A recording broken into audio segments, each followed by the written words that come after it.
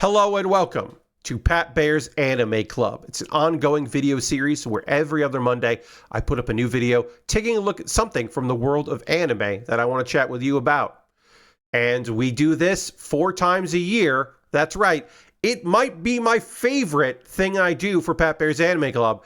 It's the wrap-up / preview video. You probably saw the title already. You saw the thumbnail with my face on it. You know that I'm going to be talking about anime on this here stream, which is then recorded and uploaded to YouTube.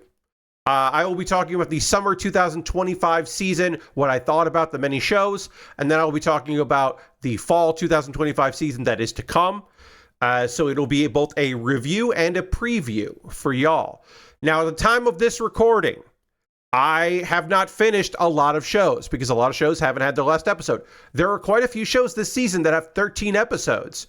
Quite a few shows that I'm watching, I should say, because I don't watch everything, because I don't have to watch everything. So I don't watch stuff that I'm not interested in.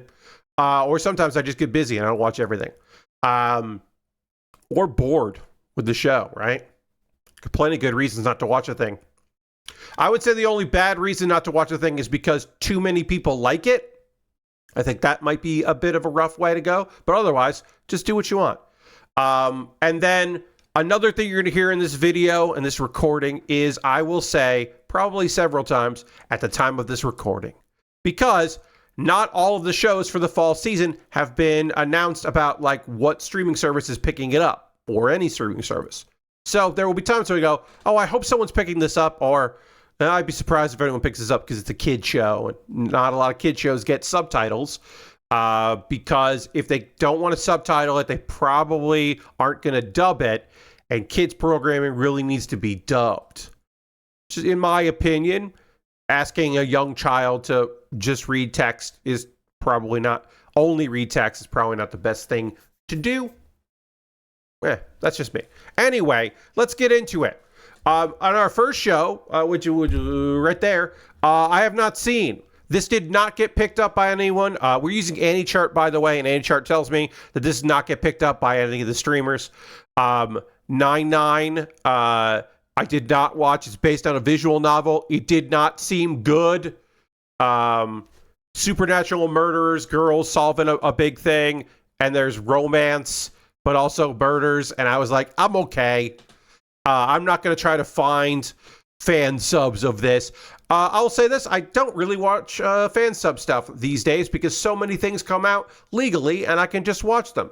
The only exception to that is like OVAs for shows that are picked up by Crunchyroll, because they rarely get the OVAs or the like OVDs or OADs or anything like that. So the Blu-ray bonuses, that kind of thing. So those are sometimes the only things that I go look for. But most stuff, I'm just watching. Just watching the official. A couple of Cuckoo Season 2. So I dropped this show during Season 1. I know some people really like this show, but to me it doesn't jump over the hump of everyone involved in this. All the characters involved in this seem very dumb. And I don't, I'm just going to say, I don't really want to watch a show about a love quadrangle. I said quadrangle. I don't need to, I just don't, I'm okay. Give me season 3 of We Never Learn, God damn it. That show was great. And it was barely a love triangle. That's my thoughts on a couple of Cuckoo Season 2. It's a good name. Apocalypse Bringer, World Conquest starts with Civilization Ruined. I did not watch this. I did not enjoy the manga of this. So I did not end up watching this show because, again, didn't really like the manga, so I didn't give it a shot.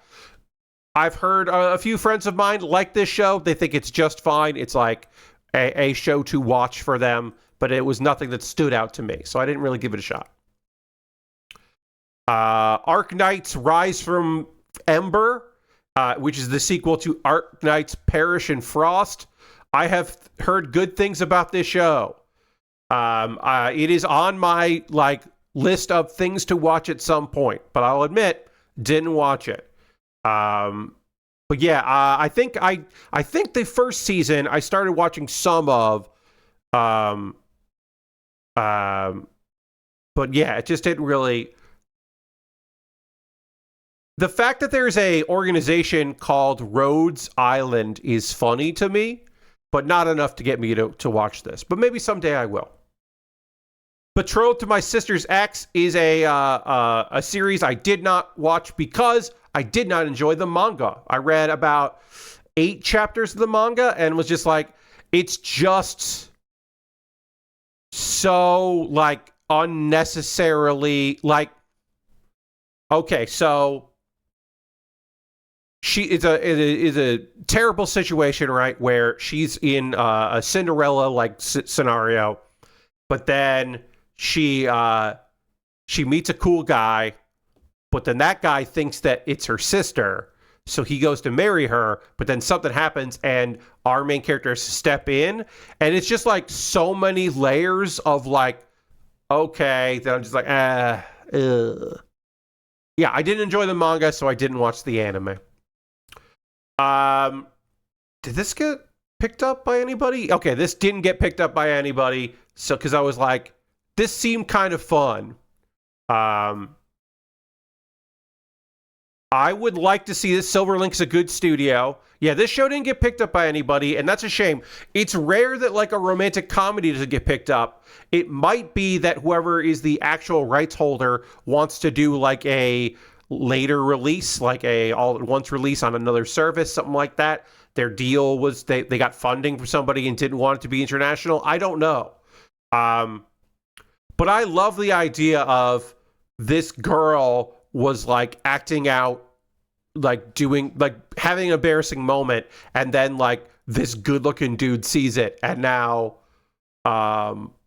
really wants to get invested, and she's a real masochist about stuff. It sounds fun. I would like to see this. Put this in, I would like to, but I can't. So, and as I mentioned, it might be out there. It might be out there with fan subs, but I don't know because I don't look for them. Okay, so here's the first banger of the season, the second season of Call of the Night. Call of the Nights on High Dive. I thought this season was fantastic. There were some interesting new characters, and like, I think it was really well told. Basically, our dude met a vampire. He would like to fall in love with her, so he understands how that works. And she's not really understanding the concept at all, and they have a weird relationship based on that. Let me tell you something. Even if you're not really vibing with it, if you're like, I don't really care about these characters, just watch it. Watch some of the first season for the art, because the art is unbelievable. Like, Linden Films knocked it out of the park. This is a gorgeous series. The purples. Like, the colors are just so vibrant and gorgeous. I love this show. The same mangaka did I forget the name of it, did a really goofy romantic comedy series about like a guy and a girl, and she just loves like gags and like joke stuff for kids. And he like ends up, they have a fun, weird relationship. That's like a high school story.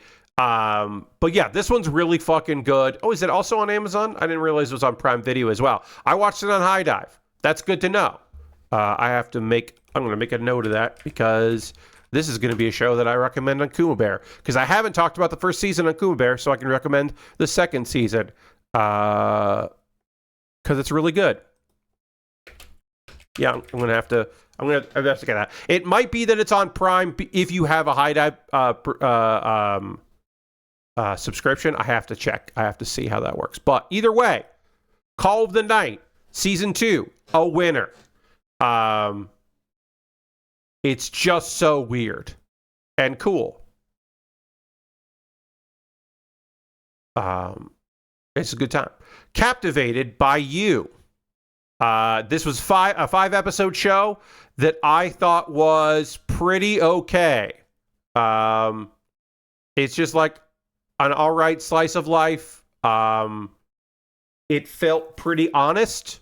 I didn't think it looked particularly that good, but this season we had a couple shows that were only a couple episodes, and I applaud the anime industry for doing stuff like that. And also, I'm happy that those shows are getting picked up, because often the shows that are like, it's only 5 or 6 episodes, don't often get an translation at an international broadcast. So that's awesome. So I did watch this because I knew that it was like going to be just like an interesting slice of life.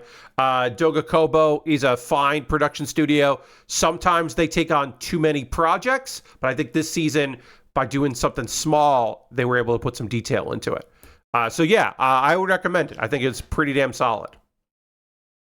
Card Fight Vanguard, did not watch this. I don't think anyone picked it up. Often some of these card series are very popular in Japan, but don't end up getting an international release. Or they have like a YouTube to all the world, but you need a VPN for the US kind of a thing. Sometimes. Often, I'll say this. This is not an every time, but often, if you see 3 production studios listed here, that is a bad sign.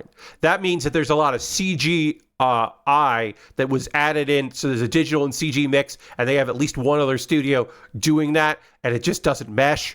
I'm not saying that's Card Fight Vanguard Division Deluxe Finals, but it might be. You know what I mean? You know what I mean? In a couple days, I will have watched I've just watched now the 12th episode of City. In a couple days, I will be able to see the 13th episode of City. Hey, this is my favorite show of this season. City rules. It's on Amazon Prime. It's so fucking good. You should watch it.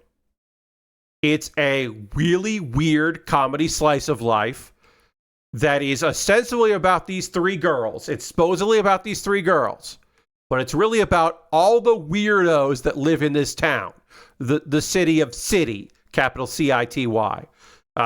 It's Kyoto Animation is fucking back, baby, and obviously they went through that studio went through a lot, and it was a tragedy what happened to that studio.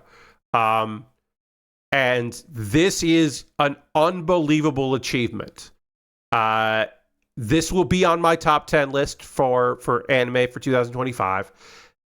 It could end up number 1. I think it's so good and it's so funny, and it's just the slapstick, the visual gags are so good. The animation, as I said, is top tier and serves the joke so well.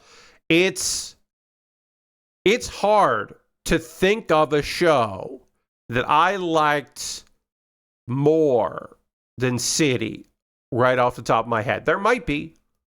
Orb was really fucking good. I don't ever need to see Orb again, but it was like impressive for sure.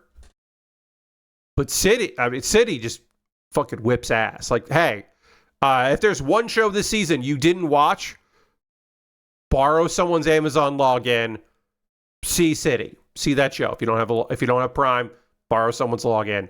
Check that shit out. It's really fucking good. I don't know how to pronounce this goddamn show. And I should.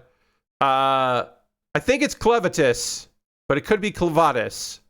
Either way, I thought this show was pretty good. I did not love it as much as some people. There are some people out there that thought this was like the best show of the season, and it wasn't for me. But it's still good. I still liked it. It was like, hey, here's the thing. There's a lot of good shonen this season. This is one of the good shonen this season, but there were a lot of them. We were blessed with good shonen. But yeah, it's really good fights and people doing cool powers and failing and succeeding in the last moment and inner monologues, and it's got all that shit. Yeah. It's just kind of cool. Cultural exchange with a game center girl. I want to love this show. I wish I loved this show. The premise is so fucking good. Our girl is British. She's in Japan. She doesn't know a lot of Japanese. She's trying her best. She meets a dude at an arcade, a game center, and he's trying to be nice, and a lot of misunderstandings happen. And they got an American who speaks English but also knows Japanese, an American, to do the voice acting. They didn't get someone whose first language is Japanese. Now, is her British accent good? Not really. Is her English good? Yes. Is her Japanese good? Yeah. Is she speaking English really, really slowly because the audience is assumed to not all be familiar, and then have sometimes some subtitles for her, sometimes there are other characters who are interpreting what she has to say? Yeah. It's mostly just not very good, and that's a shame. I wanted this show to be awesome. I think I'm episode 9 on it. I'm probably going to finish it, but I'm not I'm dragging my feet on it because it's just the writing's not that great. But they did all the right things. Like I said, as someone whose English is their first language, one of the things that makes me laugh but not in a good way, is when people who clearly have never really spoken English are supposed to be playing characters that are from England or Britain or Germany or wherever. It's just very funny, but it's not supposed to be funny. It's supposed to be, competent. In this case, they did the thing. They got someone who speaks English. Because often, I'm not blaming voice actors who are cast in that role. I'm blaming casting people. I'm blaming casting directors who cast people that are not adept at what they're doing and that also don't give them proper direction, right?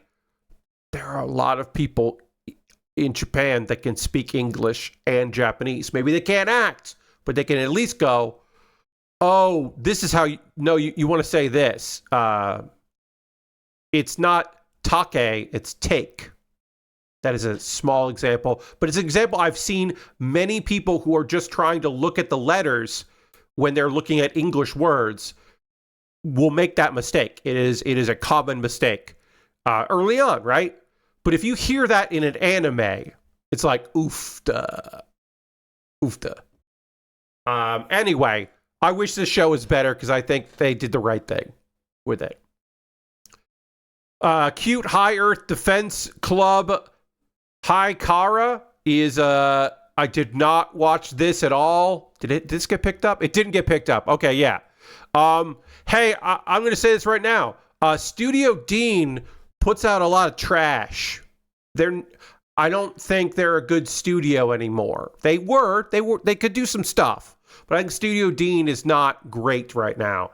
So I am generally not interested in watching that. Although the magical stuff here, sci-fi slice of life comedy, I think that's great. But yeah, it did not get picked up by anybody and did not seem like something I would be super interested in. So I didn't watch it. Dan Dan Season 2. So Dan Dan gets harder and harder to recommend to people. I think it's fucking great. But it's one of those anime where you're like, okay, do you watch a lot of anime? Okay, good. There's a lot of fucking anime bullshit in this show. And if somebody's like, oh, I don't watch a lot of anime, I just watch a few things that people tell me are great. And I'm like, okay. Well, shit.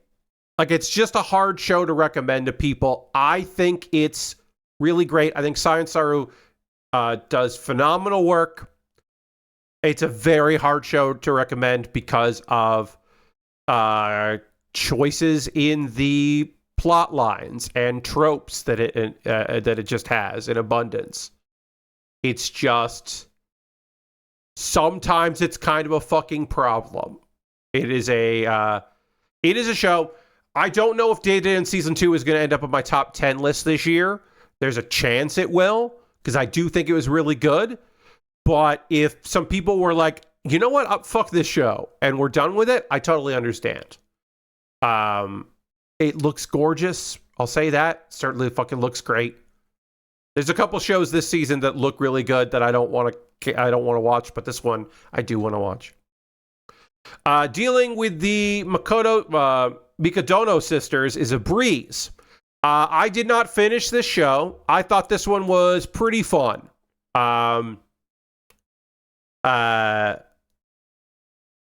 It is somewhat of a romantic comedy, but it's mostly just kind of like a sitcom. You know, it's like a dude that is staying with his mother's old friend, and now he has like new sisters or 3 sisters, and they are like the rulers of his school, and so he is trying to like not really woo them, but like definitely make peace and deal with their very different personalities. And like, he's got something. He's mediocre, which I don't love as a main character. Look, as I've gotten older and watched a lot of fucking anime, I am kind of tired of milquetoast main characters. I would like something. Even if that character is an asshole, at least that is something, right? He's fine. But yeah, he's not looking to marry them. He's just looking to have a nice home life. And I don't dislike it. I think it was solid. Deku no Mora, The Earthbound Mole is a show that I don't... So, occasionally, I finish one of these, and then I finish it, upload it to YouTube, and I don't think about it until it's time to go live. And I'll come back to these lists and go through it again to like figure out what I'm watching. I don't remember this being on my preview list. When we previewed shows for the summer season, I don't remember this one. I think it came out of nowhere. I did not watch this. A friend of mine, this was the show that they were cursing the most because they really liked the premise. But yeah, if you are going to deal with an undead character in the afterlife, fighting ghosts and spirits, there's another show you should watch that's not this one. Bad timing for Deku no Mogura, The Earthbound Mole. It's bad timing because there's a much better show that deals with ghosts and curses and demons and angels than this one. We'll get to it later. Detectives these days are crazy is so fucking stupid. I love it. I recommend this one. Maybe you want to read the manga instead, but I think the voice acting in the show really takes it over the top because every character is so dumb. From the fact that you got like a high school genius, like a boy detective, which is like a premise that I've seen before, but every time I see it, I'm like, that's still really fucking good. What happens when a brilliant young man becomes a mediocre adult? He peaked early, and then who believes in him? And like oh god, everybody's fucking great. It's so dumb. Everybody in this show is really dumb in the best way. Linden Films, again, doing great work out there, really going for it. It's just like, I don't know. I think this one I came into a little late, but turns out I think it's awesome. I just think it's really fun. So yeah, I'd recommend it. I am scrolling here. I am behind on Dr. Stone Science Future Core 2, the second core of Dr. Stone Science Future. I kind of fell out of love with this show as it went on. And I also, I will not say, because it might be a spoiler for this season, but it might be next season. I've been waiting. A thing happens in this show that is so bonkers in my opinion, in a bad way, that I really want to know what's going. I really want to get there because I want to talk about it. I know it from the manga, and I don't think the anime's gotten there, but it might get there in this episode 12. But it might wait until the next season before you actually know. So I don't know yet, but I keep waiting for it to happen so I can be like, that happens. But yeah, I kind of fell out of love with this show. I'm glad that it's keep going. It's very popular internationally, like all over the place, and that's great. But yeah, I don't know. A lot of good characterization in the show, but I'm just not feeling it anymore. Fairmont Kitchen, I did not watch. It looks like it did not get picked up by anybody. But yeah, a slice of life drama thing about food, genius chefs. I was just like, eh. And then it didn't get picked up. And so I don't feel bad that I wasn't super invested in it. Gotcha. Yeah, it's Gotcha Yakuta. Gotcha Yakuta is a 2-core, and I am behind on this show. I will speak more on this show probably at the next season, at the end of next season. What I can tell you is I think I'm about 5 or 6 episodes into this one, and Bones is a fucking great studio. What do you want from me? Bones is unbelievable. I don't know if I care about this story as much as some people, but like, it's pretty fucking good. It's pretty rad. I have not read the manga. I have heard some people who love the manga don't like this. I've heard other people are very happy with its adaptation. But yeah, I've been savoring this one because it's like visually really impressive. Yeah.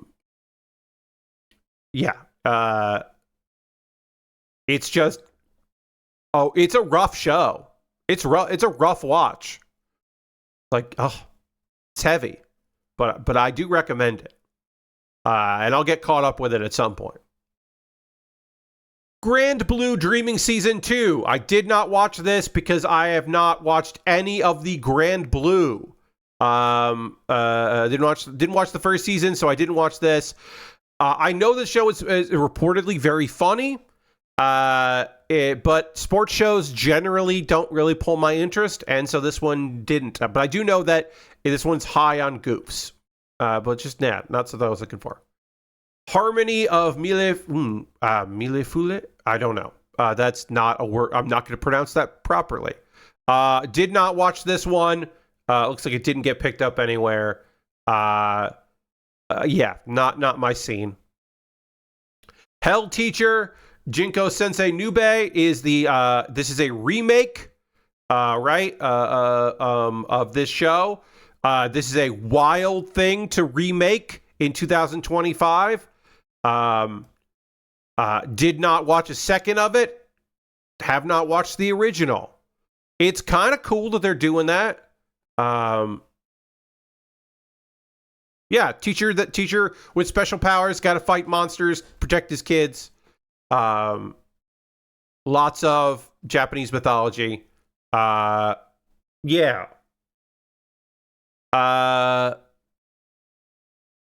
Yeah, I didn't watch this one. Hotel Inhumans, I dumped. I think part of the reason why I wasn't super interested in this one is because it came out a season after Apocalypse Hotel, which is unbelievably good.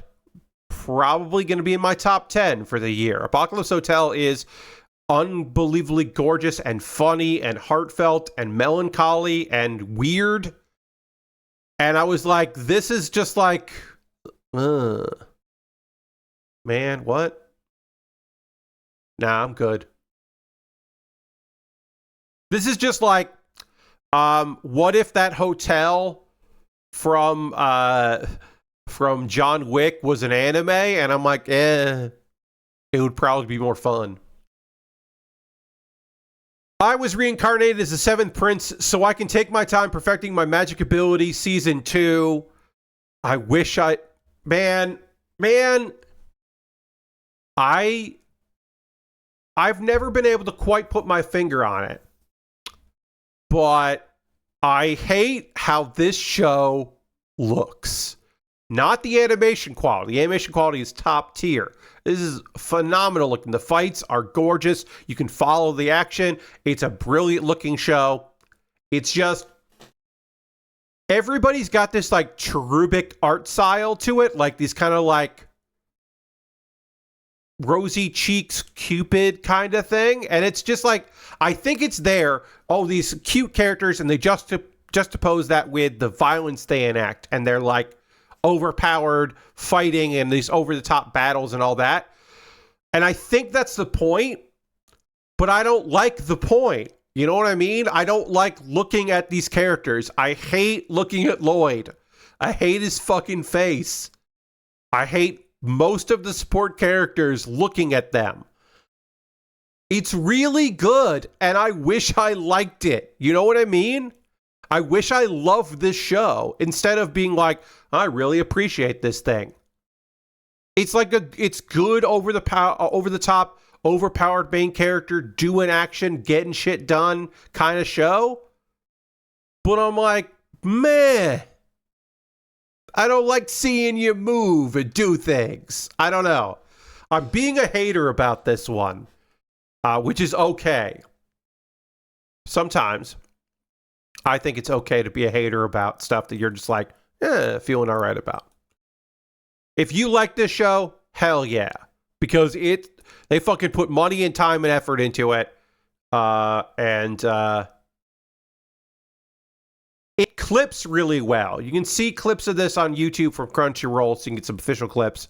And like, it clips really well. It's just, I just don't like looking at it too long. Kaiju number 8, season 2 was a step down from season 1, in my opinion. At time of this recording, there is a little more time before the 11th episode. I like that they are just doing 11 instead of 12, because even with 11, it felt like here and there this show dragged a bit. But it's still really good. Production IG is still doing a fantastic job. It's just, I wish it was like a little bit better. And I think that's not adaptation. I think that's just source material. I don't know. Maybe, I'll say that. You know what? I'll say this. Maybe if there had been more time between the first season and the second season, I would have been like more psyched about the second season. Maybe. That's just me. It's still really good. If you haven't seen the first season, I still recommend the first season. I still think Kaiju number 8 is phenomenal. So maybe go and watch the first season if you haven't seen it. But yeah. Kamisubaki City under construction. I did not watch. This looked like a nonsense death game show. Sometimes you look at things like, but lurking in the shadows are the Tesseractor, monsters born from human darkness. Only the Witchling, 5 girls with voices that wield magic, stand against them. So it's like a music supernatural thing, and I'm like, I think I'm good. So I didn't watch this one. Because like sometimes I just read like the description and I'm just like, no, thank you. Let's Go Karaoke. Maybe didn't even need to be 5 episodes, if I'm being honest. It's another Doga Kobo, phenomenal studio. It's a premise that I don't know if that one really needed 5 episodes, but it's a good premise. Like, this Yakuza guy wants to improve his singing, and he basically makes this guy, student do it. And then they have like a weird friendship that comes out of it, a weird business relationship. And it's only 5 episodes, and you could binge it if you wanted to. You could marathon if you wanted to. But like, I'm so psyched that it came out, a 5-episode show, and they got picked up by Crunchyroll. Is it great? Not really. But it's like a fun premise, and I think it's presented well. And like I said, it could probably be 4 episodes. They could probably trim the fat on that one. But it's pretty damn good, so you should check it out. I do not watch Osamatsu-san, so I did not see this season. I like Perot films a lot. The first season I bounced off of, and so I never went back to it. My Dress Up Darling Season 2 is out, and it is all out. I hear very good things.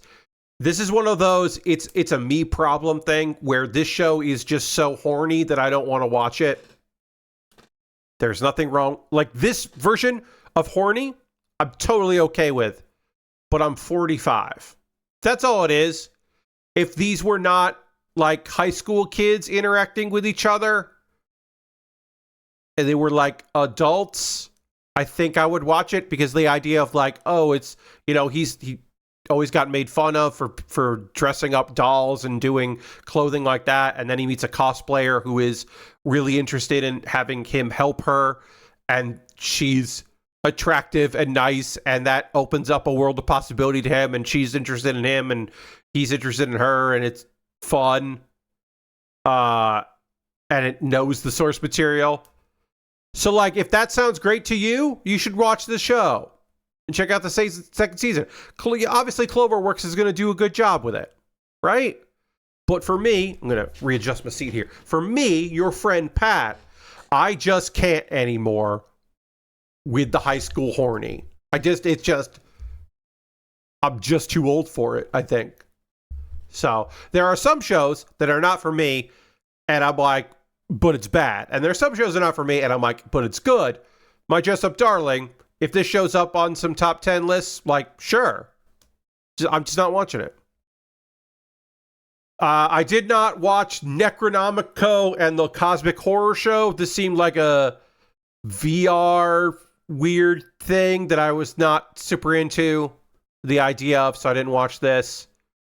I don't think I'm done with anime about people that want to be or are streamers, but like I think I've seen a lot of it so far. It's been very popular. New Panty and Stocking with Garter Belt. When I said that there was a show about dealing with demons and monsters and souls and ghosts that was way better than that other one, I was talking about this show. I can't believe this show got made. And it's so good. Look, I am generally not someone that toots the horn of Trigger, because I think a lot of times Trigger they make stuff that I'm like, ugh. And I should be clear. If this might be a place and time thing. This recommendation comes with a lot of caveats. And the biggest caveat for this one is, did you watch the first show? Because I don't think you could, if you want. The first episode can kind of get you up to speed in what's going on. But I think if you've never seen Panty and Stocking with Garter Belt, that you will go, this is really crass and weird, and why are there so many bizarre pop culture references, and why am I listening to Mambo number 5, and was that... What's happening right now? Was that Vin Diesel? What is this, Pat?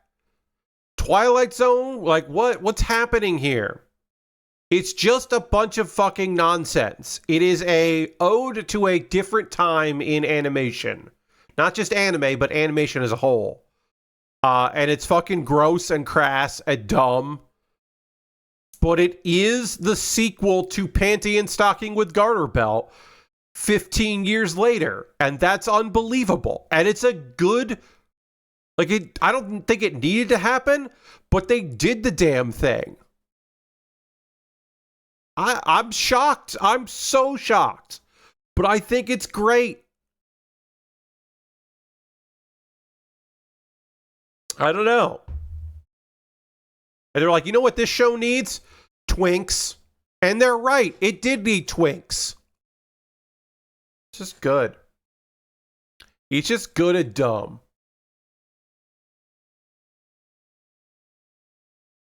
I did not watch any of New Saga because I did not like the manga. I read some of New Saga and I did not enjoy this. I also wanted to skip this because this show was supposed to come out 2 years ago, and then it didn't come out. And then also, as you can see here, the red flag of 3 studios involved. So didn't like the manga. Show got delayed for 2 fucking years. 3 studios on the list. I was like, nah, I think we're good.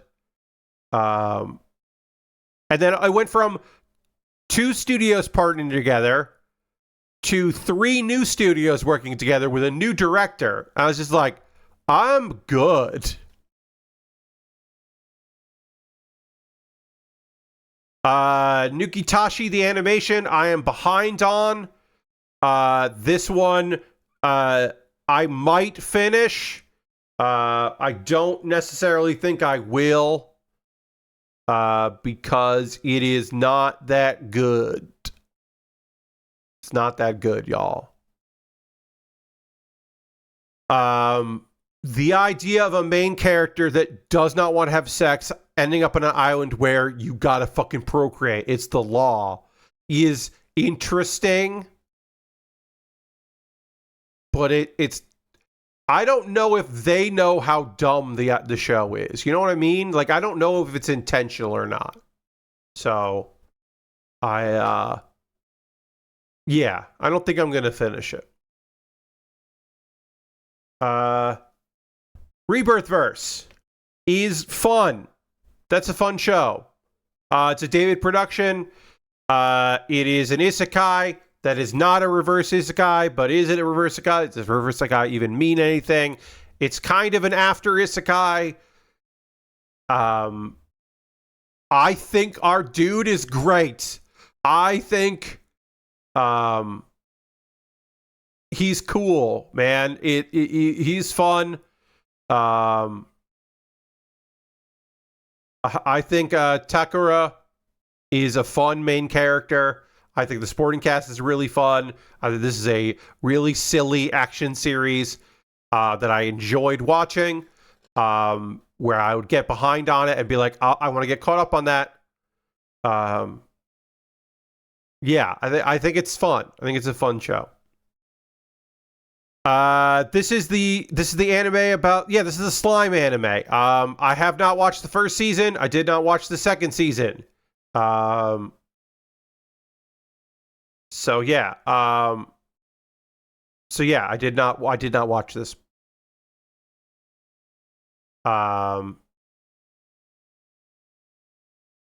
Rascal does not dream of Santa Claus.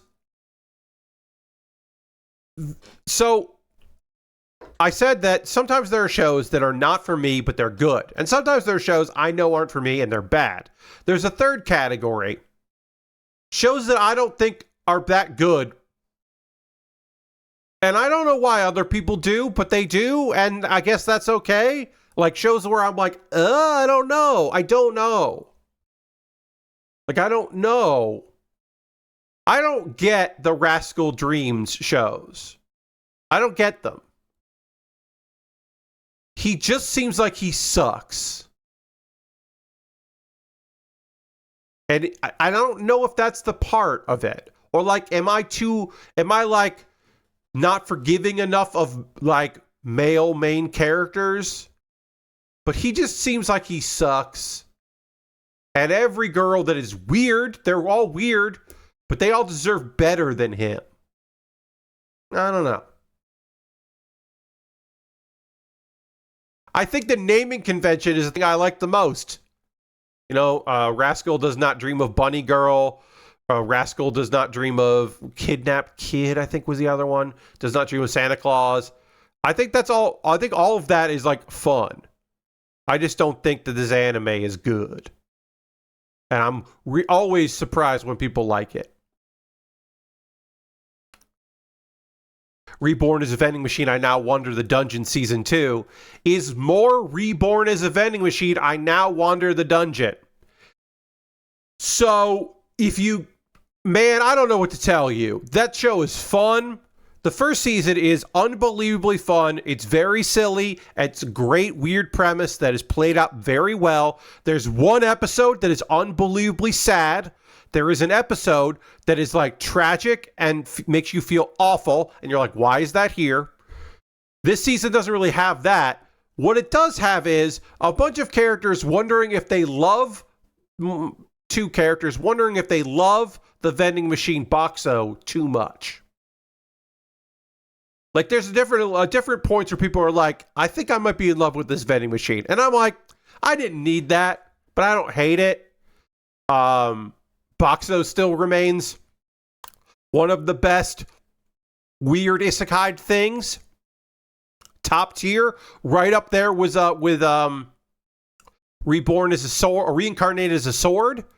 You got Sword, you got Vending Machine. What else? If you have a favorite spider, if you have a favorite weird one, I don't even think Slime. Maybe it's because I've read so much of the manga and seen every episode of the anime, but I don't even know if like Reincarnated as a Slime feels that weird.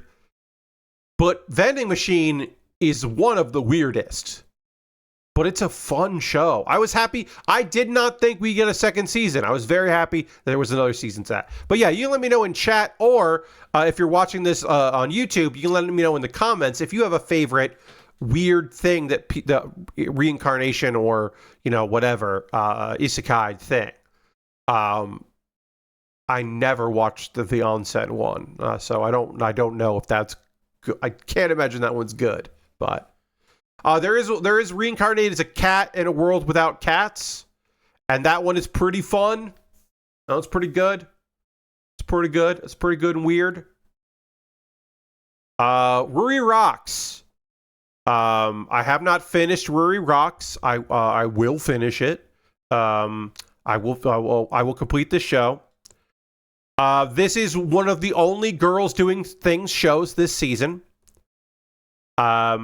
I think it's animated really well. I think the characters are very fun. Their interactions feel natural and they're a good time. My biggest complaint about this show is that the author, the mangaka, knows too much about minerals and rocks and collecting those things. It's too dense. Like, look.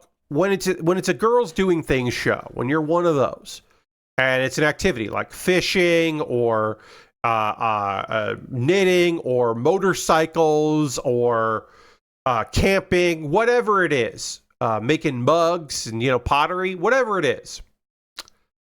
I like that shows like that some of them get the balance right? Like, it's about the girls doing the thing and the thing. If it's too much about one or the other, it doesn't feel right. Like, if it's too much about the characters and they don't ever actually do the thing they're supposed to be doing, like, Let's Make a Mug wasn't really about pottery. It was about this town known for pottery and tiles because the anime was produced in part as tourism for that area. So it wasn't enough about the pottery. It was about the place. More than it was about the girls or the pottery. Ruri Rocks is really about the fucking rocks, and it's maybe not enough about Ruri. There is one thing I will shout out about this show more than anything else, is that Ruri's old friends are like, hey, what are you doing now? Why are you going out and finding rocks? Because most of the time in these kinds of shows, the main character or one of the main characters, our introduction to the world, you know, our siphon for the world, he often discovers the thing they didn't know they liked, and then they get obsessed with that thing, and then we don't know anything else about them other than their impact on that thing. You know, when the girl who's never found anything to really like finds tabletop games and dice games in After School Dice Club, we never learn about her in any way, shape, or form outside of her interactions with that and her changes because of finding this club and these people. We do get some sense that, like, Ruri has people that care about her who are like, hey, what are you doing now? And that's good. I like that. But also, it's so much about goddamn minerals and rocks. Secrets of the Silent Witch. I will be finishing this show up at the time of this recording. That we still have 2 more episodes left. But I will finish Secrets of the Silent Witch because I think it's good. I think it's good. I like the manga. I like the anime. So at first I was like, I hate this for her. Our girl learned silent casting. She learned instant casting magic because she just doesn't like talking in front of people. So that was the only thing she could do. And she like helped save the fucking country, and it is great. But the problem is she's young, and so she gets roped in to be undercover. So she has to guard the second prince and look out for him, and he can't know who she is. And she has to go to school, and it's not about protecting him. That's not the problem. It's being a student and talking to people and trying to like stay in the class and worry about a chess tournament and all kinds of other nonsense. Is like, it's really interesting. But as it goes, I've went from feeling really bad for Monica to wanting her to make friends. Like, she does have relationships with people, and she does have like interpersonal relationships and has ups and downs, and is like doing her job, but also having moments of having a good time while she's doing it. And that, like, I love that for her. I want her to I want her to like have more fun and meet more interesting people, and like, you know, I want the best. It's one of those things where it's like, I want the best for Monica. And at first I was like, I wish they would leave her alone. But now I'm like, yeah, make friends, make long-lasting friends, build relationships, grow as a person. That sounds great for her. Maybe we'll see. See You Tomorrow at the Food Court is fucking fine. It does not look good. I think this anime looks like trash. It seemingly had no budget. It feels like maybe they owed money, you know, that kind of thing. It's funny. It's fun. It's just not particularly, I don't think it's well written. I love the idea of these like girls that have nothing in common except they like each other, kind of a thing. I wish it was more fun. I wish I liked it more. I did not watch. Did this get picked up? Nope. No, it didn't get picked up. I'm like, I did not watch Shuken Renobe anime. This is a collection of short episodes based on stories created by light novel authors and illustrators. Okay. So that's the reason why I didn't hear about this. Yeah, it did get picked up. I feel like this is another show that didn't get announced until like the season started. One of those. Solo Camping for 2 is fine. I wish this is like, obviously this show is not about it's not a girls doing things, it's a girl and a guy doing things. I kind of wanted this to be a romantic comedy, and it's just mostly about camping and two characters kind of finding each other. But I'm like, I don't know. Kind of would have been cool if like they wanted to date. I don't know. Maybe I would have liked it more. It's a 2-core, a back-to-back 2-core, which is shocking to me because it's not very good, and I don't think anything. Maybe some stuff will happen in the second half, but I was surprised when I saw that this was a 2-core. I stopped at like episode 8 or 9. I eventually was just like, maybe I'll come back to it, but I doubt it. The Fragrant Flower Blooms with Dignity is a Cloverworks story, Netflix that I have not watched. It seemed kind of whatever. I don't know. It just didn't seem that good.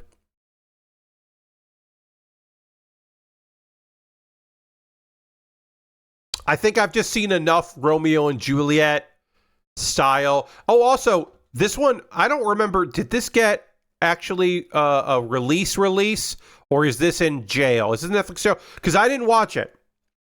Because it did not seem... I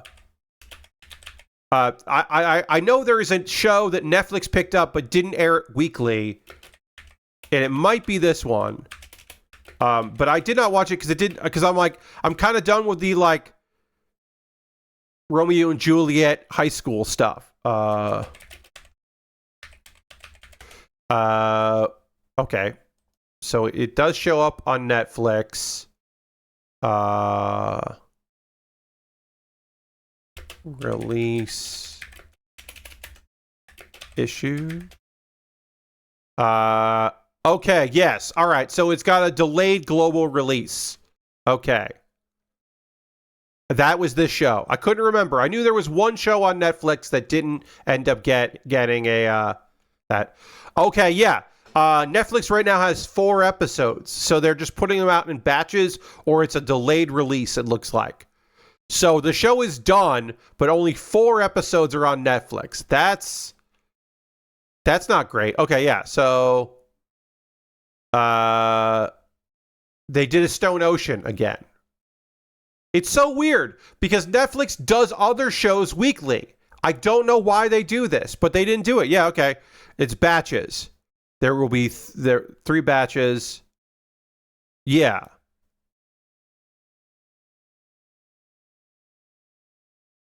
Yeah, that's just wild. Yeah, they're doing a batch release. That's terrible. Again, it didn't seem interesting to me, but still, for people that want to see it. Rising of the Shield Hero Season 4. Haven't watched it since Season 2, aka the bad season, animation-wise at least. I don't know. Every time I look at art for this, like, clips, I'm just like, oh, are there more girls? Okay, yes. Seems like there are more girls. The harem keeps increasing. Which is like, yeah, sure. The summer Hikaru died. Did not watch this one. This is just not a thing that appeals to me. I've heard good things. But like, yeah, I don't know. I was just like, man, someday I'll read the Wikipedia page about this one. But psychological supernatural horror is not my jam, so I didn't watch that. We're almost done with the first season of The Water Magician. Look, I go against what I'm saying. There's 2 studios worked on this show. This might not be good to you. I love this one, and I'm still going to recommend it. It's going to be a Baer recommendation. I love The Water Magician. It is a phenomenal adaptation of the. I've read the manga. This is based on the light novel, obviously. It's a phenomenal anime. I think it looks really great. It is an overpowered main character. Our boy Ryo is just like so fucking strong and powerful. But it's got plenty of great action, good supporting cast. One issue that it runs into is that, like, really episode 8 is the end of the first season. And then they're starting like a new story, which I don't think can really wrap up in this last episode. And I don't know if it's going to get a second season or not. It feels like it should have been either a 2-core or they should have done like a truncated season and not done the full 12. Just done like 9 episodes or something. I don't know. But I really like it. I think it is a really well done story. And the animation is really cool and the fight scenes are really great. I just like Ryo and his goddamn unbelievable powers that blow people out of the water. I think it's really solid. There's no freaking way I'll be your lover unless was good. I thought this was a good show. I thought this was a cute one, a cute romantic comedy thing. It is gay, very gay, and not like teasingly gay. I thought this one was fun. I believe there is a second season coming or a movie or something, and I'm all for it. You should check this one out. You should watch There's No Freaking Way I'll Be Your Lover Unless. I think it's really good. I did not watch part 2 of season 2 of Toilet Bound Hanako-kun. I did not enjoy the first season, and so I did not watch this. Yeah. Togen Anki is a real middle of the road adaptation of a middle of the road shonen. Blood is guns. Blood is guns, y'all. Blood is weapons and all that. Yeah, I just not into it. It's a 2-core, back-to-back 2-core. That's great, but yeah, not super into it. Turkey Time to Strike is fucking insane. I don't think it's good. But I do think that it's nonsense. Now, if you told me that there was an anime this season that was just girls bowling, and it was a slice of life about girls bowling, I would say, hell yeah, I'll watch that. If you said there was an anime about a group of girls in a club that end up time traveling, and it's an action series about these girls in the past, I would say, oh, I'll watch that. If you told me that this anime, Turkey Time to Strike, was an anime about that starts off as these girls are bowling. Oh, wait, they've traveled back in time, and now they need to use their bowling skills to get them out of trouble in this not comedic, actually serious drama adventure, I would say, well, I already got fooled by Zenshu once this year, so you're not going to fool me. It's not that good. I think it is a weird, wacky premise, and I appreciate original anime taking some fucking swings, but I do not think this was that good. And I think that leaning on the, well, use your bowling skills is bad, and it turned out bad. Ugly Mug Epic Fighter, I did not watch. The very premise of Ugly Mug, it bums me the fuck out. And so I did not watch this one. I did not watch Tari-kun. Did not watch this one. I was definitely not interested. This one just seemed fucked. And I was like, I'm good. Welcome to the Outcast Restaurant is a fine adaptation of the source material. I think that the first arc in this show, the manga, for the first manga arc, I can only say that. I haven't read the light novel. I can only really talk about that. The first arc of the manga is fun, and then it just keeps going, and I don't think it needs to. Basically, our dude was just like fucking awesome, and he got kicked out of his party, and now he has a cool restaurant, and the restaurant seems to attract people who've gotten kicked out of parties or are down on their luck and need a little help. And our guy just starts helping them. But also, he's still really strong and was clearly only kicked out of the party because of jealousy. But he's fine with it because now he gets to be a cool chef. And it's all right. You could do way worse than Welcome to the Outcast Restaurant. It just, I think, overstays its welcome. With You in the Rain, man, it shouldn't work, but it does. With You in the Rain should not work as well as it does. This is one of my favorite shows of the season. It is a very simple premise. Girl meets dog. Dog is actually Tanuki. Beauty happens. Life happens. Love happens.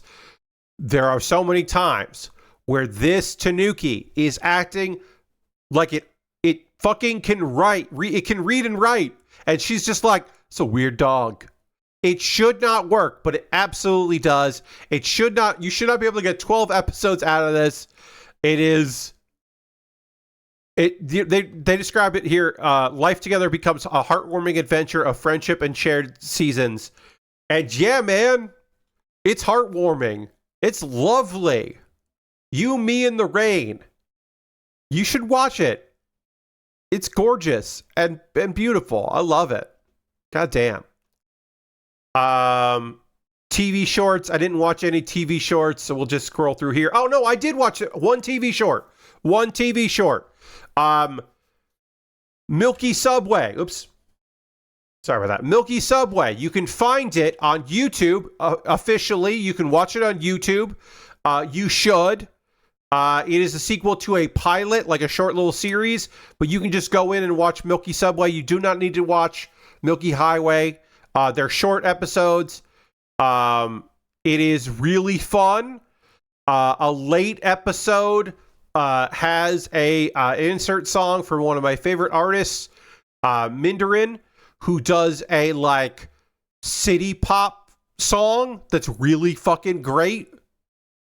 The animation is like, you know, it's CGI, but it's like a fun, it's CGI that kind of, it's not trying to be like, it's like a CGI movie that or animation that really loves claymation, but it's not trying to be fake claymation. You know what I mean? It's so good. It's silly and fun. You should check it out. You should check out Milky Subway, the Galactic Limited Express. It's really fun. That's right. This is the only short I think that I've watched. Yeah, man, they're still making more Theater of Darkness. Good for them. You know, a lot of this stuff doesn't get subtitled again because it's for kids, so we don't see them. With vengeance, sincerely, your broken princess. Oh, that was a short, huh? Yeah.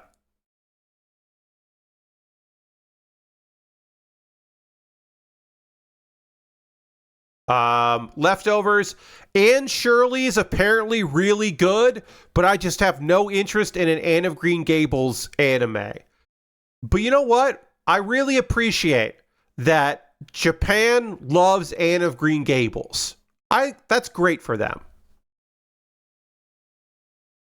I don't think I watched any of these, you know, two cores. This didn't get picked up. I would have watched this if I could have. Moo Moo looks cute as hell, but it didn't get picked up, so I couldn't watch it. Witch Watch, I've heard good things about. I never ended up watching Witch Watch, but I have heard good things. I read some of it and didn't love it, but you know, it's on my list of things to check out. Movies here that I watched. I don't think so. I mean, I did watch that. I watched Infinity Castle. Yeah.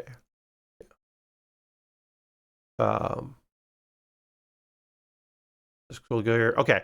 And then we'll look for the things that were released all at once somewhere or were only digital only, and they end up in this category. Sometimes it's stuff that like is only on Netflix ends up in here.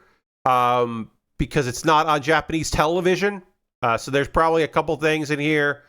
Bad Girl, I didn't end up watching. A friend of mine was like, yeah, you can skip this one. So I never ended up watching it. Bullet is a show that I don't remember existing. Let's see. Oh, I really hated the look of this. I like the premise of this, but I didn't watch it because I watched the trailer and I was like, nah, I'm good. Really didn't like the look of that. No, didn't watch that.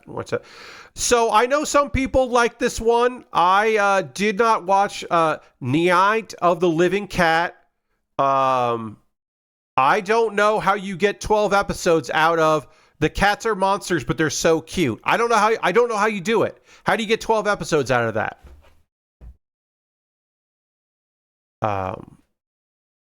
Another One Piece special. It was fun.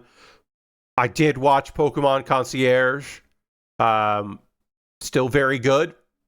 It's still a cool, weird Pokemon series.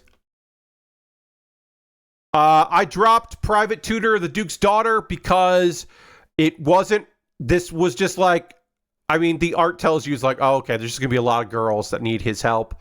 It was incredibly stingy with telling me about why the main guy is even doing this. It was just, yeah, it was like,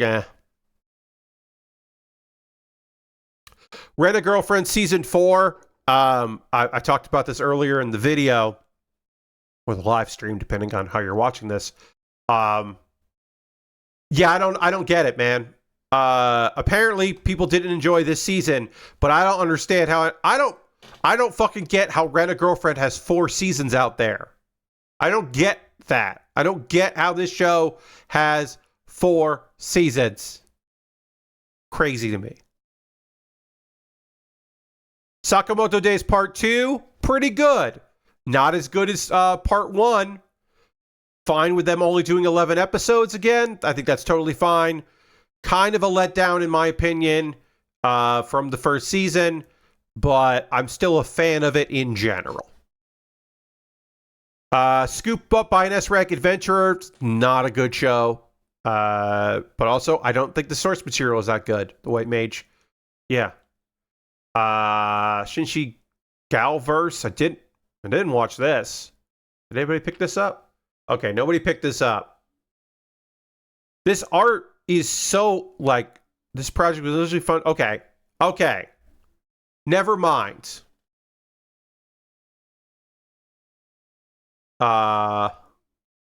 This is insane.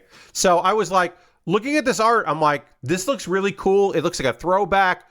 It looks like somebody who got inspired by the guy that made Tenchi Muyo, but like they got inspired by Proton, not Tenchi. And I was like, oh, this could be cool. And then I read, the project was initially funded through a digital art initiative connected to the Galverse NFT collection. The entry is currently restricted from being added to favorites due to score and vote brigading by several fake sock puppet accounts associated with the project. So they raised a bunch of money from fucking NFT bullshit and then tried to sock puppet to get people to watch it or to combat negative opinions on it. Okay. Well, nobody picked it. It's also funny because, like, clearly, like, no streaming service picked this up, so maybe it's just on YouTube. But, like, that sucks because this art, I was like, I kind of watch this. Maybe. But never mind. The more you know.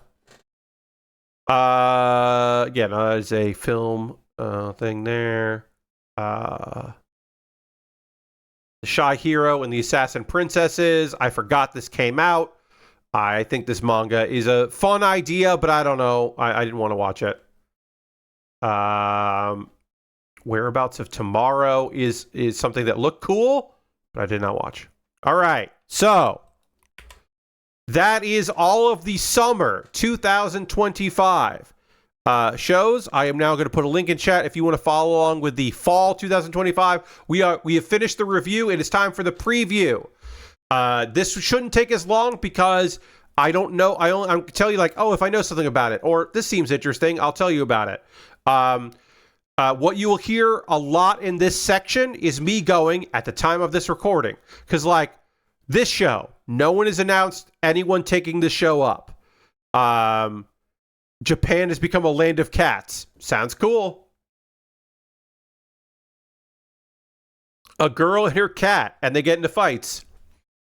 If someone picks this up, I'll probably watch the first episode or two. As the time of this recording, don't know who's going to pick it up or if anyone's going to pick it up. Also, we'll breeze through the leftovers because we'll have already talked about all of them. A Mangaka's Weirdly Wonderful Workplace. You bet your ass I'm going to watch this fucking show. Are you kidding me? A slice of life. A girl's doing things about manga. I love those. This girl is like having like a lot of trouble. That like finally her shoujo is going to get published, but now she's running into issues with like deadlines and like motivation and nerves and other.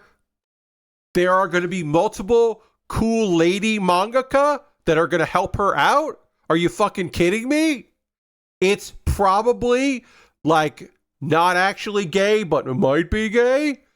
You bet your ass I'm going to watch this fucking thing. A Mangaka's Weirdly Wonderful Workplace. Come on. I don't know if I'll cover it on a weekly basis for my streams, but I'm going to watch it. A Star Brighter Than the Sun. This seems okay. Boy meets girl, or girl meets boy. Boy has a glow up, girl doesn't. Maybe they'll. In high school, it'll be different. I don't know. That seems all right. Looks like Amazon Prime has it. Okay.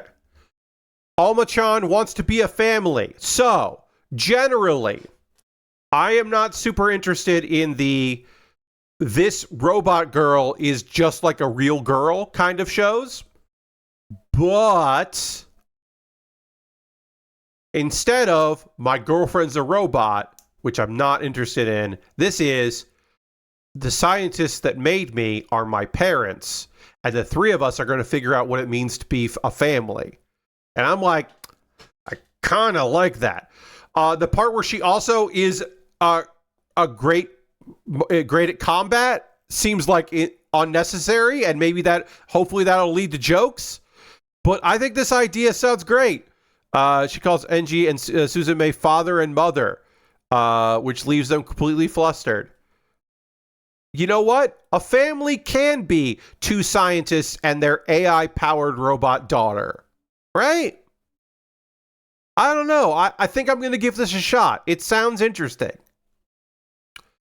I did not watch the first season of No Orchestra, No Orchestra, so I'm not going to watch the second. Bakuyo no Senpai is okay. This is the romantic comedy. Okay. Sometimes these a thing that I think sucks is that a lot of sitcom situation comedy sitcom rom-coms don't get picked up. And that bums me out as a 45-year-old man that would like to watch something like this. Just kind of this awkward senpai, nerdy, cute kohai. Maybe this is going to be a relationship thing. I don't know if anyone's going to pick this up, but I'd like to watch it. One of my most anticipated shows of the season. A wonderful series that I really enjoyed the first season of. Campfire Cooking in Another World with My Absurd Skill. We're getting a second season of the show. The Slime Friend is top tier. The Fenrir is top tier. You can't really see it, unfortunately, but there's a little dragon guy, and the dragon is top tier. We haven't even seen the dragon in the anime yet. Dragon was in the manga. This is you often see these premises. What if a guy was really good at cooking, and a fantasy world people got to eat really good Japanese cooking, but also because he's also a fantasy guy, he could do extraordinary things with the cooking.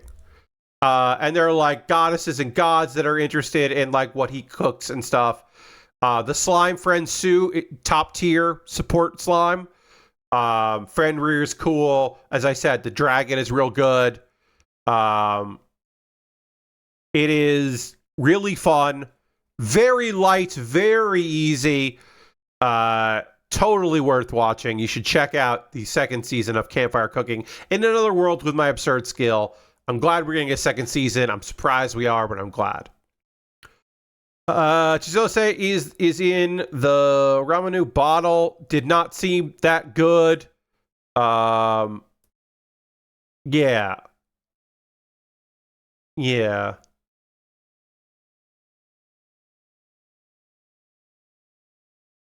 Yeah, I'm not super into that one. Dad is a hero, mom is a spirit, I'm a reincarnator. Sounds very silly. I know. This is a very silly name. Dad is a hero, mom is a spirit, I'm a reincarnator.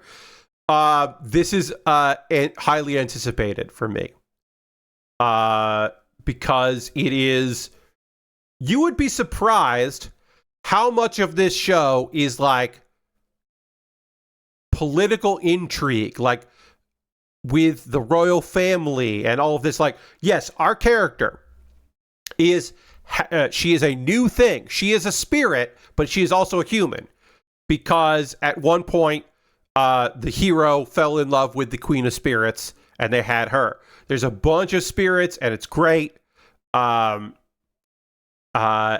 also, there's just she can do a lot of cool stuff. She's a doctor, basically, and she's trying to help people. But also, there's intrigue and nonsense and family drama. And a tiger boy, and it's just pretty great. Sorry, I have to. Sorry, I had an itch that I had to scratch. there's some good isekai this season. JC staff will do a great job with this. I'm glad Crunchyroll has it. I'm very interested in this one. This is a good time. It's really solid, honestly. I know the title makes it seem like it is a one-man show that is like, my dad is a hero, my mom is a spirit, I'm a reincarnator. It sounds like a one-man comedy show by somebody that like is a stand-up and wanted to turn their material into a show and then like go to the Fringe Festival. But it's not. Digimon Beat Break is a new Digimon series that looks like this isn't your daddy's Digimon. This ain't your grandpa's Digimon. I don't think I'm gonna watch it. I'm not super into Digimon myself. But Glitch the Future. This feels like someone had an idea for original anime and they somehow got the Digimon license. You know what I mean?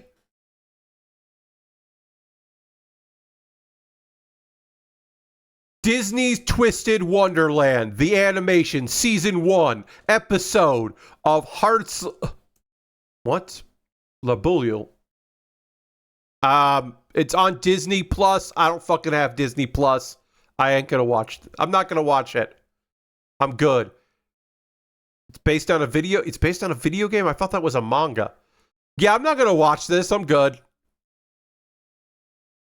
Dusk Beyond the End of the World. When growing tensions around AI spark civil unrest, Akira is caught in the crossfires when he protects his girlfriend from an assassin's bullet.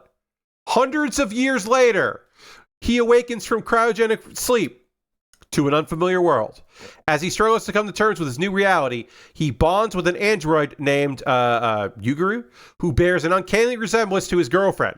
Now he must ask himself what love means in a world where technology has changed the very fabric of society. Note, includes prologue. Note, I'm not going to watch this. I'm good. Gintama, Mr. Ginpachi's zany class? What? There's a fucking...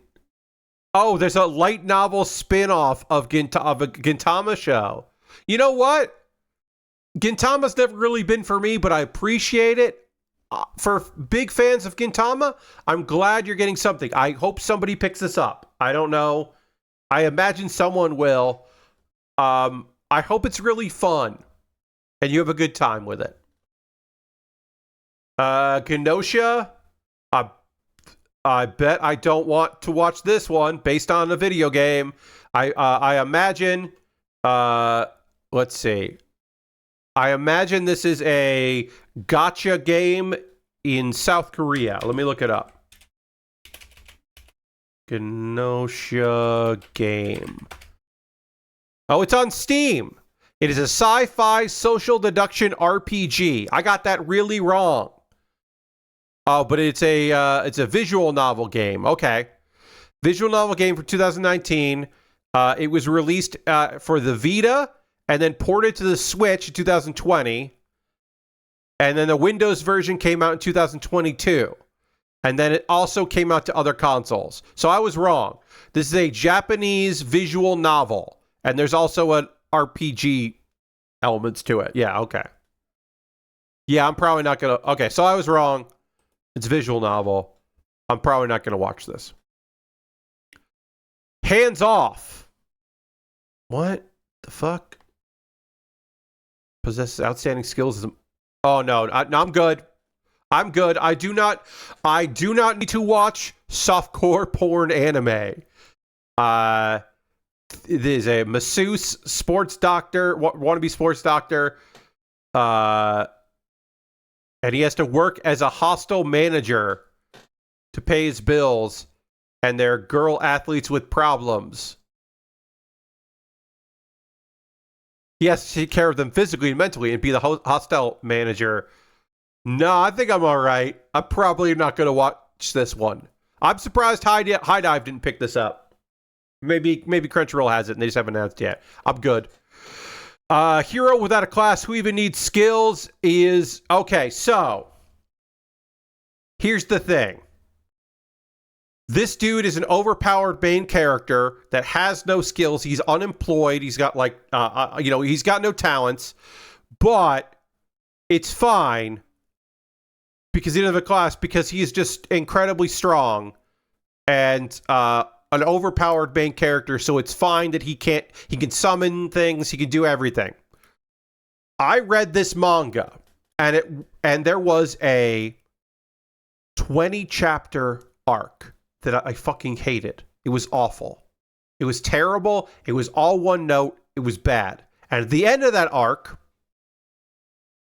they were like, oh, okay, everything's fine. And they just had a character who was mad at another character be okay with it. And then they time skipped. So I'm not going to watch this anime because the manga fucking pissed me off. I, on a monthly basis, for 20-something chapters, for like a year and a half, put up with this really boring part of an arc. To them fucking just going, yeah, it's fine. And then we're going to jump. We're going to time dash. And now there are kids. Now their kids are there and they're strong. Fuck this shit. Fuck that. Fuck that manga. Fuck this thing. I'm not watching it. I bet it'll be a good adaptation, but fuck it. I hate that. I hate it. Inexpressive Kashiwara and Expressive Ota. Looks pretty cool. This is coming to Crunchyroll. I thought this one looked pretty fun. Opposites attract kind of thing. And, comedy romance. I'm looking for some good comedy romances, I don't think I watched the first season of this, so I'm probably not going to watch the second. Oh yeah, this Bed and Breakfast for Spirits show. I did not like the first season. Because I thought all of the guys were terrible. I thought all the guys sucked and were shitty characters, so I stopped watching it. Kingdom, 6th season.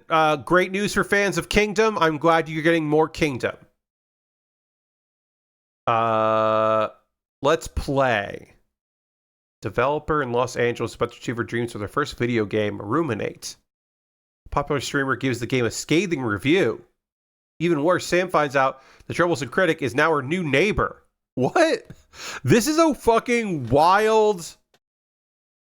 Come for the plot, stay for the doggo. I mean, that dog does have a tie on. Damn it, am I gonna watch Let's Play? I might check out Let's Play. I didn't even read this before. Sorry, I often read a lot of these, but I think I missed this one. I mean, it's a game developer. It's a weird situation. The idea that, like, your next door neighbor is a YouTuber that didn't like your thing, or a streamer, I should say. That's weird. Yeah, I'll probably check that out. All right, give that a shot. Little Miss Vampire Can't Suck Right is a good name. I don't think I'm gonna be check this one out. I have definitely watched a bunch of like this vampire is bad at being a vampire comedies before, so I don't know. I don't know.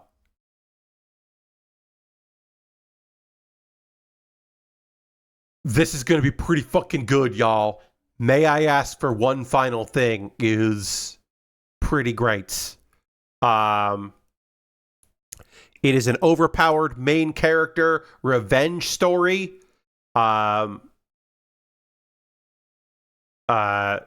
Basically, it is she's made out to be the villainess. She is not.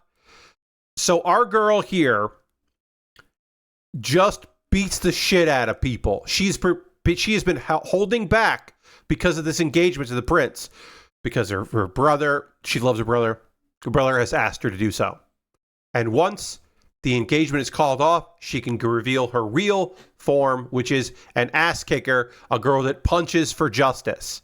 And you learn that she has been, it takes a while, but it's good to know. She has been trained to use magic to enhance her fighting abilities.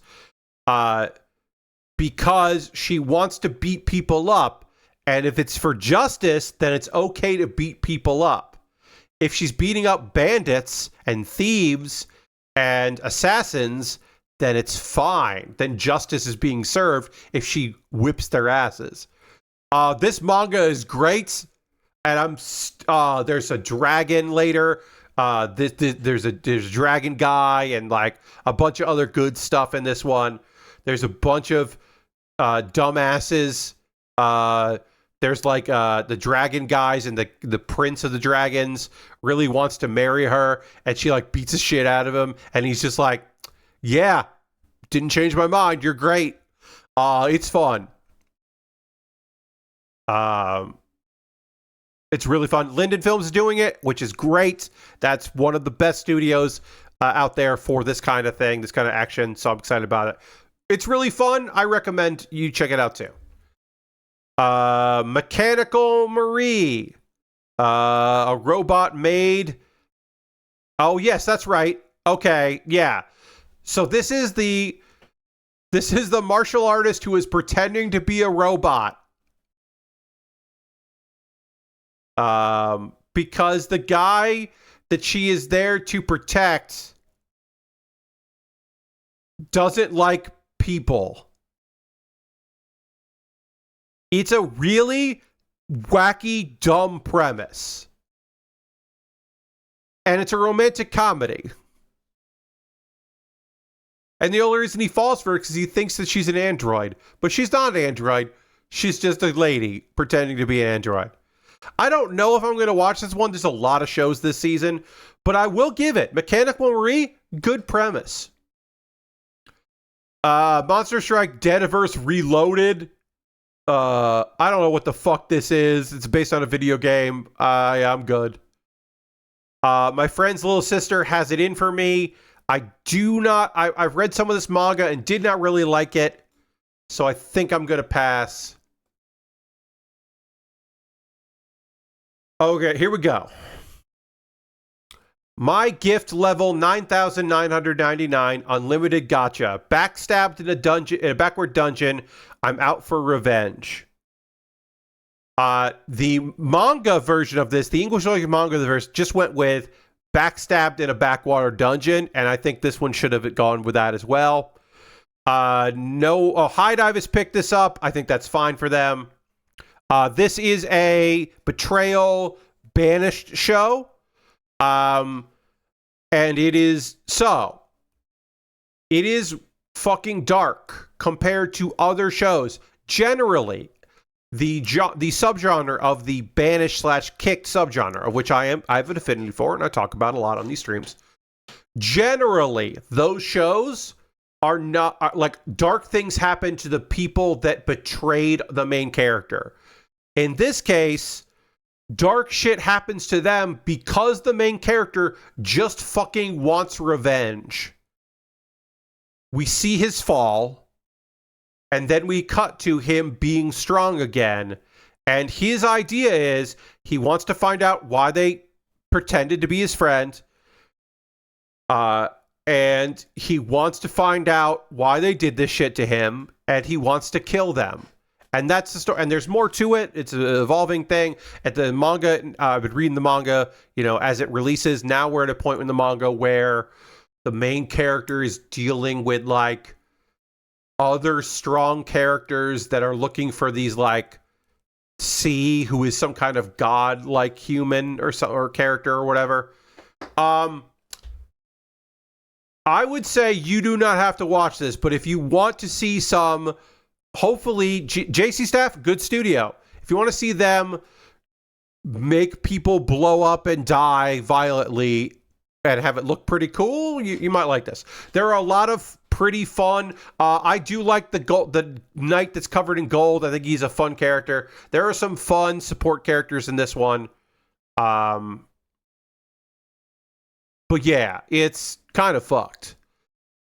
My Hero Academia final season, Bones is bringing it home, y'all. Yeah, dude, I don't know what to tell you. I'm going to watch it.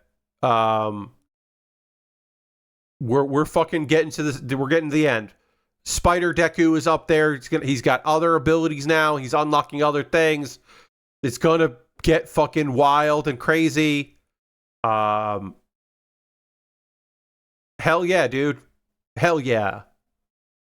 We're finishing the fight with My Hero Academia. The 8th and final season of My Hero Academia is coming. I'm hyped for it. My status as an assassin obviously exceeds the heroes. This manga I gave up on. I will probably watch a few of the first episodes because I think it's kind of cool. Basically, these folks get summoned, and that sucks. They do not want to be summoned. They are going to be used in some kind of war. Our main character realizes that and tries to get away, and then gets roped into a bigger story that he kind of isn't really equipped for. And we lose the, like, revenge plot of it to deal with the other story, and I don't like that. But I am excited to see him figure his shit out.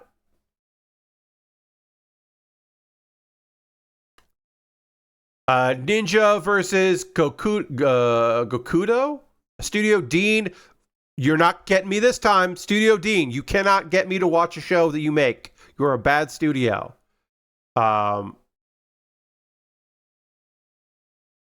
that I'm not super interested in. I do love the idea of this, like, bitter rivals that meet, but they get to know each other, and they bond over anime. I'm like, oh, that's kind of fun, but I'm still not going to watch it because it's bad studio. What was this one? This is a Ultimate Family Man is searching with lunch in order to work hard the afternoon. Oh, this is a Shin-chan spin-off. Oh, I bet nobody picks this up, but that's fun. It's a Crayon Shin-chan spin-off. That's cool. JC staff handling One Punch Man Season 3. Did they do Season 2? Man, Season 2. Who did One Punch Man Season 2? Because that looked fucking terrible. I mean, there's a lot about Season 2 I didn't enjoy. Season 2. Season is animated by JC staff. Yeah, all right. With the new director, yeah. So I have mixed thoughts on this one because I really did not like the second season. So far, it not announced who has it. I'm sure Crunchyroll will have it. It would be fucking wild if they didn't, but like right now, it's not announced. At the time of this recording, it is not announced who has season 3. Oh no, I'm sorry. It's not listed here, but according to Wikipedia, that it will be on Hulu in the United States and on Crunchyroll in Europe and the Middle East, which is what happened with season 2. Season 2 was on Hulu. Most of the main casts, their season was announced. Okay, producer JC staff, yeah. New director of photography, but a new art director. Oofta, man. Yeah, I'm fucking worried about this shit. I'm worried about it. So part of the reason why I didn't like season 2 was because they introduced a character that it was very clear that one, the mangaka really just wanted to do that character and kind of gotten sick of One Punch Man doing Saitama. But like, I don't know. It's maybe it'll pick up. I don't know. I thought the second season was okay. Sorry, I'm trying to advance this here, and it's bouncing me back up. So let me see if I can do it like this. There's a recap episode. Okay.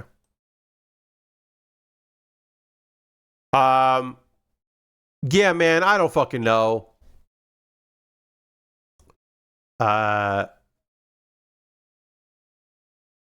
Yeah, I do. You know what? I do know. I do know. The second season, I didn't think was told very well, and I think it looked like ass. So I'm a little worried about the third season if JC Staff still has it. Yeah. I'll say this. I'm probably not going to get Hulu just to watch it. I'll tell you that.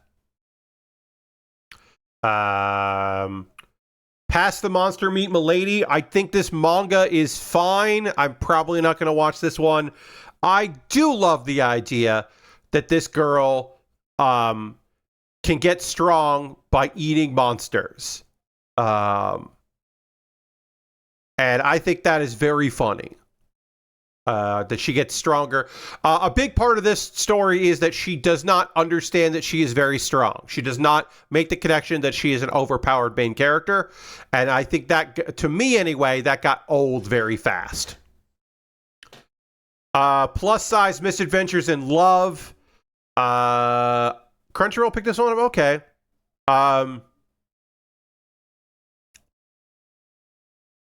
So this seems fucked. So our girl is depressed, and then she gets amnesia, and she's not depressed anymore because she was overweight and kind of insecure and didn't like herself. But now she has a new personality, and everything's okay.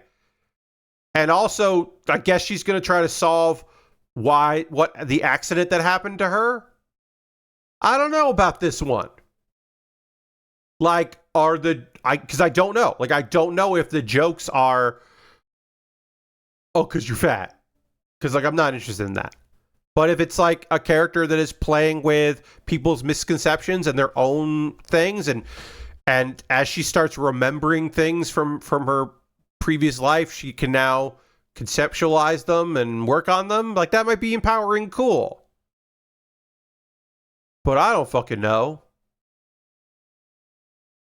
Maybe I should try to see if the manga got released and track down the manga. But I don't know about this one. No. Okay, at the time of this recording, no one has picked this one up. But this is an isekai, so I will endeavor to watch it if I can. Potion Wagami wo Sakuru is mysterious world inhabited by beastmen, elves, and dragons. Strange book. It allows her to create potions, but simply I change the word create. And it's a girl that is like, I'm gonna fucking make it happen with my abilities to make magic. Make potions, and someday I'll get back home. Yeah, I'll watch this if I can. Hopefully it gets picked up. Hopefully, like, tomorrow it will be announced who has it. Ranma 1/2 season 2. This is the Ranma 1/2 2024. It was great. The first, hey, if you didn't watch it, get Netflix, marathon through the first season. It's really good. Mappa did a phenomenal job with this one. I'm not surprised. It's Mappa. They're good at making anime and treating their workers pretty poorly, but also making good anime. But yeah, now we're getting more.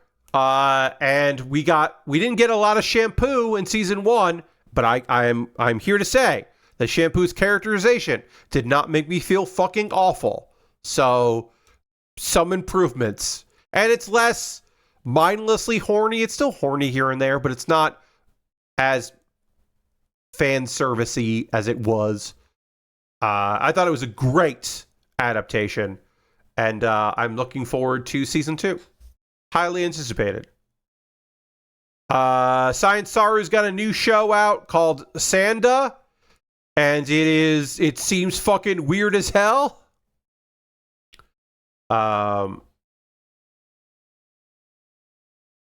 It is a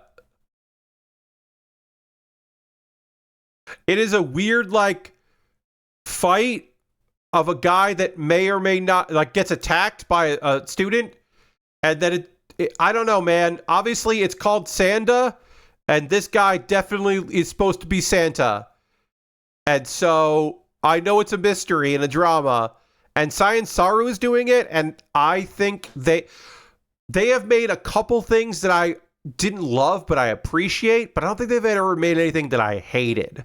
So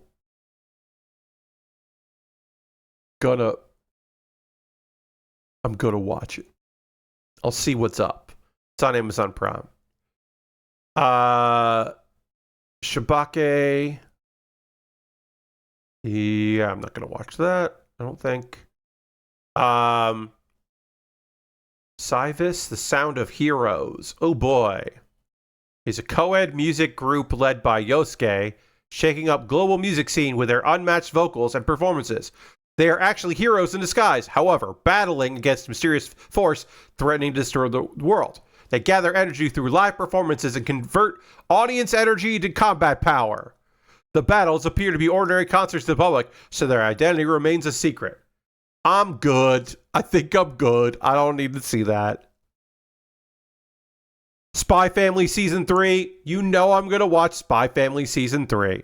Even if I think Spy Family Season 2 was kind of top-heavy in the later half of the season, I wasn't as into, which is also how I feel about Season 1. I'm definitely going to watch it. I'm excited for it. I think Spy Family fucking whips ass. I'm excited that we're going to get more of it. I did not watch Tales of Wedding Rings Season 1, so I do not expect to watch Tales of Wedding Rings Season 2. The Banished Court Magician aims to become the strongest. It got banished right in the name. It is another banished show. I think this manga is pretty cool. I have kind of fallen out of love with it as it goes on and on and on, but I thought the first 2 dozen chapters were great, so I'll probably check this out. Because a dude gets fired from his party. So this is another one of those overpowered main character things where you're like, how did they not understand he was so good? The hero, he's a prince. He was told, your job is to protect the prince and make him look good. So he was not allowed to do other fucking magic. Also, he can fight on the front lines. He can use a sword. So, he gets fired. The prince doesn't realize it. He can't plead his case because he's been kicked out of the court. So he ends up starting a party and reviving like the best party in their academy. So it's fun, and then a fucking drama plot happens that I don't really love. But I still think it's cool to check out. I think it'd be cool to check out. The Dark History of the Reincarnated Villainess against Studio Dean has this, which is great because I think this is a fucking hard one. So you know how sometimes the trope is a woman dies and then she has to relive her life over and over again and figure out how to prevent it, right? Sometimes she was the villainess and it was punishment, so now she's got to try to change her life around. Sometimes she is reincarnated as a villainess and has to relive the lives. Well, so this girl gets reincarnated as a villainess, and she is trying to remember what happened and to rewrite what goes on. Because this is a fantasy she created. It doesn't go well. Like, that's a fucked situation. And this show does explore that. But she's also, in my opinion, really weak and kind of shitty. And I didn't like it. So I'm glad that I do not have to watch this. It is an isekai. I wouldn't mind. I want to watch isekais because I like the subgenre. But I didn't really like the manga that I read of this, and also Studio Dean is not a studio that I particularly enjoy. This Monster Wants to Eat Me seems kind of fucking, just seems fucked. I do not think I will be watching this, but somebody watching this video on either live here on Twitch or on YouTube, you might see this and go, ooh, this is right up my fucking alley, because maybe it is.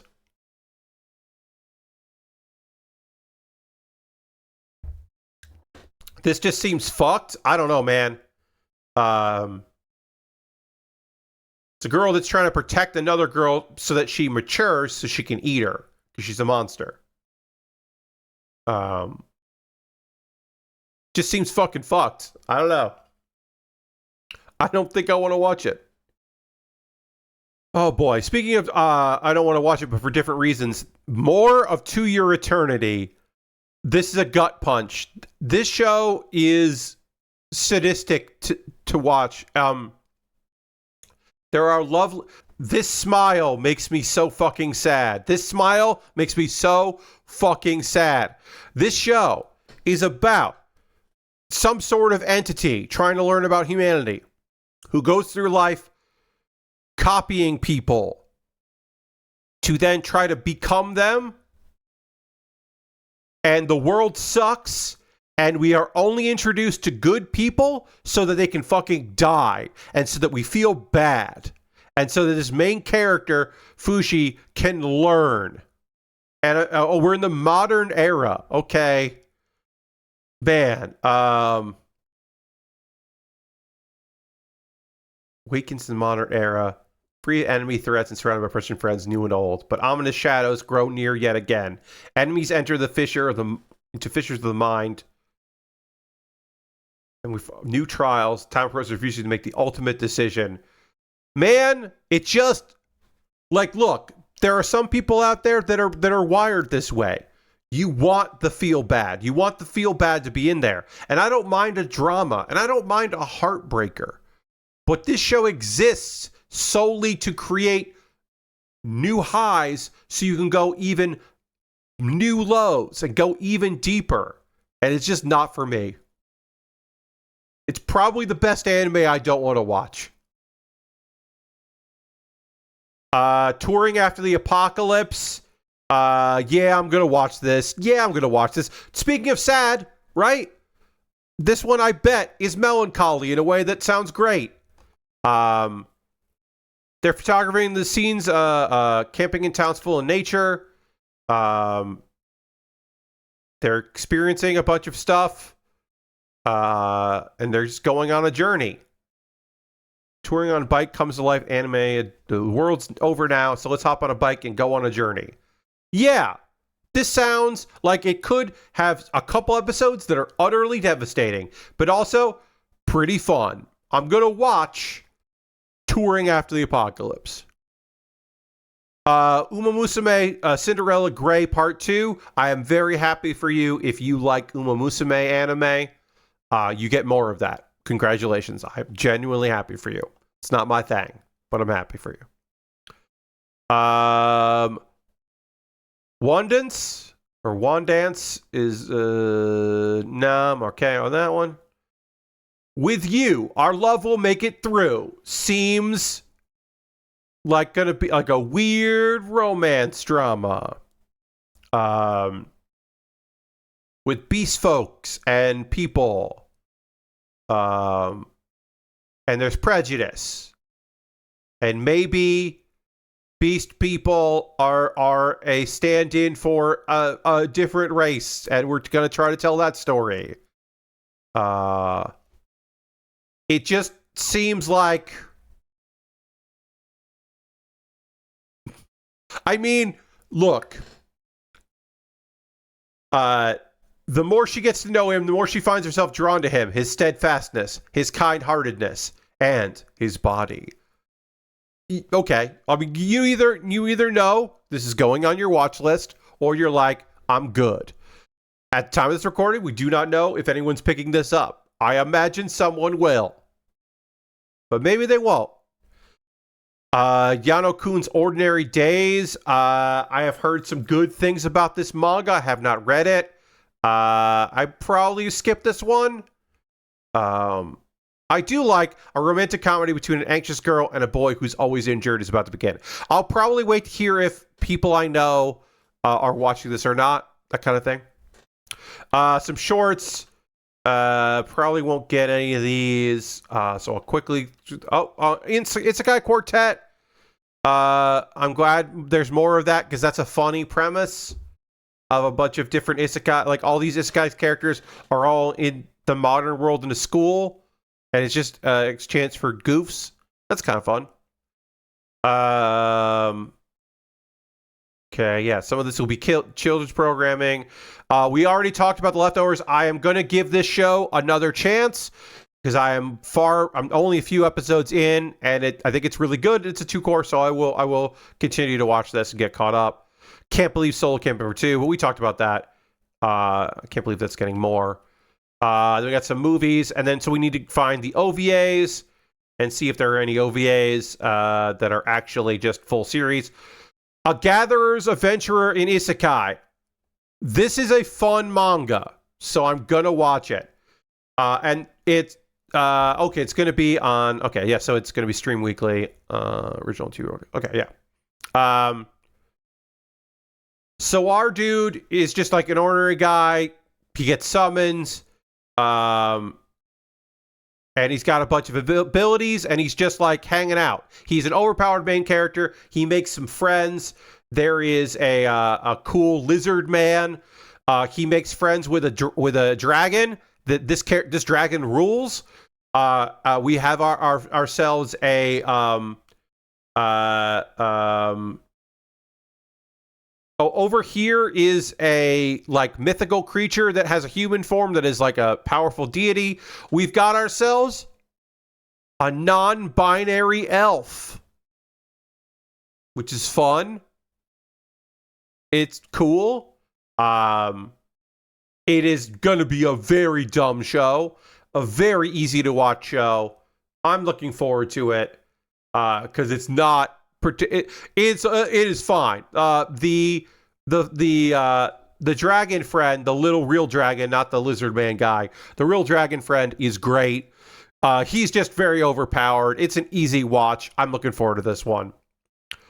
A wild last boss appeared. Oh, that's right. Okay, yeah. It's a guy that wakes up inside the MMO is real, and now he's in there. It's an isekai that I don't particularly. I've never heard of this studio. Yeah, I'm okay. We'll be real quick here. Let me just jump over to Annie List. Okay. Well, so this studio has done one show that I liked. But they didn't do the second season. They only did the first season. Okay. Oh, no, that was the second season. They did the first season. Okay. They've done a show that I liked. So, all right. There we go. I just don't remember WAO or WoW World. Yeah, this does not seem particularly interesting to me. I might watch it. I don't know. Cat's Eye. They're making a new adaptation of Cat's Eye, but it's on Disney Plus, which I don't have and don't have any plans to get. It feels weird to do a new Cat's Eye, and here's the thing. It's weird to do a new Cat's Eye and make the art look old. That's weird. Golden Kamuy. This is an OVA. Oh, it's an OVA for that one episode OVA of Golden Kamuy. Okay, cool. Let This Grieving Soul Retire. Second cour. They're doing more of Let This Grieving Soul Retire. This is a fun premise. A dude that is the guild master. Everyone is talented. He is not. And he does not want to be in charge. It's a fun premise. I don't think it's a great show, but it's a fun premise. Star Wars Visions Volume 3.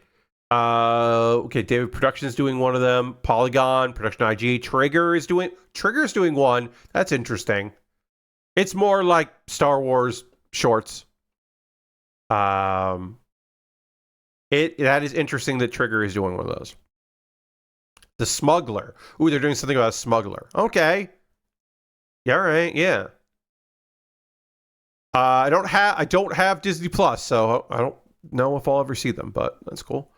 Tatsuki Fujimoto 1726 is an anthology series created by a manga artist between ages 17 and 26. Huh. That sounds cool. It's Amazon Prime has it. 8 episodes are airing on November 8th, so they're going to all come out at once in November. I hope I remember this. because it looks like a bunch of different studios are working on it. This seems cool as hell. And the fact that we're getting it is great. Yeah, I'll check that out. Undead Unlock Winter Hen. This is the, it's a 1 hour special sequel to Undead Unlock, which I did not really enjoy. So, okay. More of that. All right. For those watching live, I'll do a wrap up in a minute or two. For those watching this video, thank you. This was, for you, this is a video that is, when it ends, will be just over 2 hours, which is a lot. Thank you very much for watching this video. It's not the longest of the lives. The next video, which will come out 2 weeks after this one goes live on my YouTube, will be me talking about all the isekai and if I'm going to watch them or not. And then I have I believe the video after that, which will be towards the end of the month, will meet, I don't know. I'm going to do something spooky around Halloween, so I don't know exactly when that'll be, but that's the plan.